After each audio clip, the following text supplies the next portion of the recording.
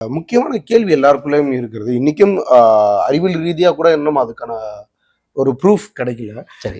ஒரு இறப்புக்கு அப்புறம் அந்த உடலாக இருக்கு உடல் வந்து மண்ணோட மண்ணாக போனதுக்கு அப்புறம் அந்த ஆன்மான்றது எங்க பயணிக்குது?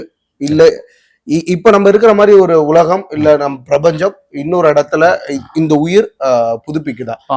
இந்த கேள்வி எல்லாருக்குள்ளாருமே இருக்கு. எல்லாருக்குள்ள இருக்கு சார். ஒன்றும் இல்லை, அனகாபுத்தூர்ல கிட்டத்தட்ட ஒரு 50-60 வருஷம் முன்னாடி ஒரு பாய் இறந்து போயிட்டாரு. நான் இப்போ குன்றத்தூர்ல இருந்தேன். இறந்து போயிட்டு எல்லாம் அந்த அடக்கத்துக்கு ரெடி பண்ணும்போது பொழைச்சிட்டாரு. அப்போ அவர் சொன்ன வார்த்தை, என்னை யாரோ கூப்பிட்டு போனாங்க. ஆனால் அங்கே வந்து பெரிய நெருப்பு மண்டலமாக தான் இருக்குது. அங்கேருந்து ஒரு வார்த்தை மட்டும் கேட்டுச்சு, இவனுக்கு டைம் முடியல கூப்பிட்டு போ அப்படின்னு.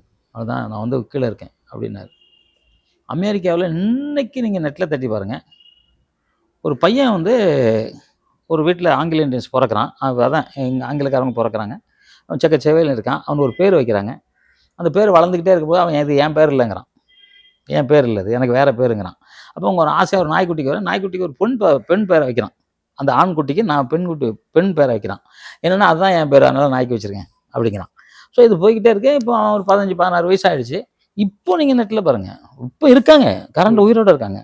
இப்போ அவன் வந்து அவங்க அம்மா அப்பாவை கொஞ்சம் வசதி உள்ளவங்க. இவன் என்ன இவன் சொல்கிறான், இவன் பிறந்த வேற ஊர் சொல்கிறான். நான் இந்த ஊரில் பிறந்தேன், இந்த ஊரில் எனக்கு வீடு இருக்குது அப்படிங்கிறான். இப்போ கொஞ்சம் வரணுன்னா கல்லறை இருக்குங்கிறான்.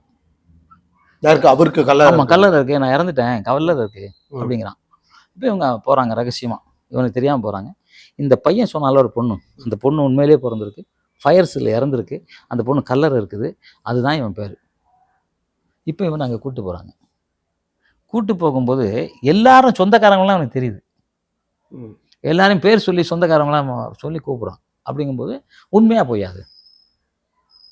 ரொம்ப பிரமிப்பாக இருக்கு சார். இப்போ நீங்கள் கரண்டில் இப்போ நெட்டில் போடுங்க, அது அமெரிக்காவில் இருக்குது. இப்போ இருக்காங்க, அந்த பையன் என்ன உயிரோடு இருக்கான், சாகலை. இப்போ அது மாதிரி 1600 பேரை கண்டுபிடிச்சிருக்காங்க இது வரைக்கும், உலகம் ஃபுல்லாக.